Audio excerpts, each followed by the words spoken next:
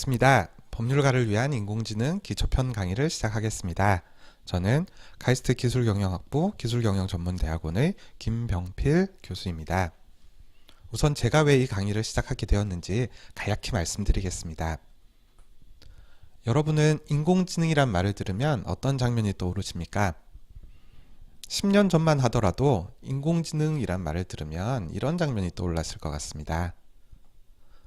스타크래프트 게임에서 드래곤의 인공지능이 나쁘다 라는 말을 했었고요.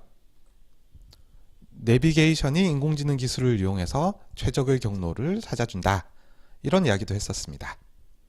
그런데 최근 몇 년 사이에 인공지능 기술이 놀랍도록 급속도로 발전했습니다. 알파고가 이세돌 9단을 상대로 승리를 거두었고요. 이제 자율주행 자동차가 나온다고 하고 있습니다.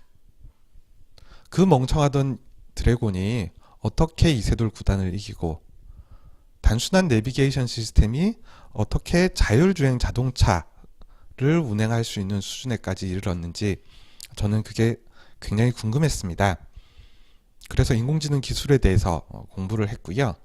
이 강의를 통해서 그 내용을 여러분들과 공유하고 싶다 라는 생각으로 강의를 시작하게 됐습니다. 특히 2018년도에 한국인공지능법학회라는 학회가 창설되었습니다.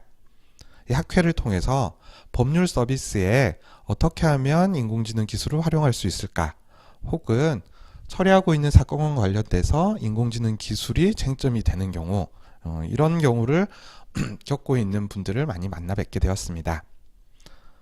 이분들이 인공지능 기술을 쉽게 이해할 수 있는 자료가 부족하다라는 생각을 하게 되었고요. 제가 사실 인공지능 기술에 대해서 깊이 있는 이해를 갖고 있는 것은 아니지만 여러분들 과외할 때를 생각을 해보면 대학교 수학 교수님께서 과외를 잘한다기보다는 이제 갓 수능을 마친 대학교 1학년생들이 과외를 더 잘하지 않습니까?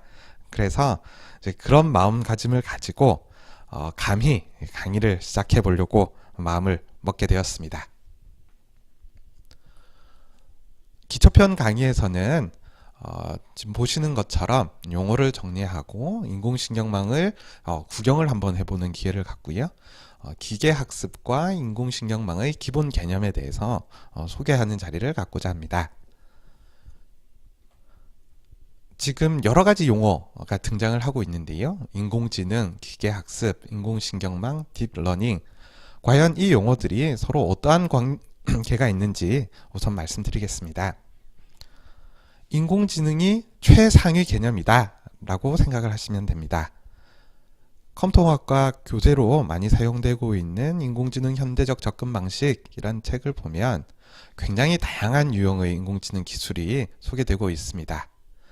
기계학습이라고 하면 그 많은 인공지능 기술 중에 한 가지 유형이다 라고 이해하시면 되겠습니다. 이 강의를 통해서는 기계학습의 기본 원리를 여러분들께서 이해하실 수 있으실 거라고 기대합니다. 그러면 인공신경망은 뭐냐? 이 기계학습이라고 하는 분야에도 굉장히 다양한 종류의 기술이 있습니다. 그 중에 한 기술이다. 그러면 왜 인공신경망이라고 부르느냐? 여기에 나와 있는 것처럼 컴퓨터상으로 인공의 뉴런을 만들어서 그 뉴런들을 연결을 함으로써 연산을 해내는 방법이다. 그러면 그 뉴런들에서는 어떠한 연산들이 이루어지느냐, 그 동작 원리는 뭐냐, 이것도 기초편 강의를 통해서 여러분께 말씀드릴 수 있을 것 같습니다.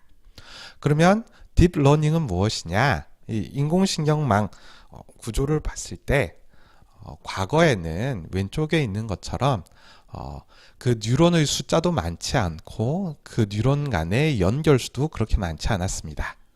그런데 훨씬 더 많은 수의 뉴런들을 아주 여러 계층으로 누적시킨 것, 그런 방법을 딥러닝이라고 부릅니다. 여기서 간단한 용어를 하나 소개시켜 드릴 건데요. 인공신경망을 통해서 데이터를 입력받는 단계, 그것을 입력 계층, input layer라고 하고요. 연산을 해서 최종적으로 출력하는 단계, 이것을 output layer, 출력 계층이라고 합니다.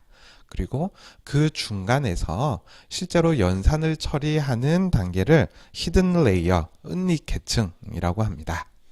그래서 정리하면 딥러닝은 인공신경망 기술의 일종이다 라고 이해하시면 되겠습니다. 그래서 이번 기초편 강의에서는 인공신경망 기술의 기본 원리를 설명을 드리도록 하겠습니다. 그러면 다음 강의에서 뵙도록 하겠습니다.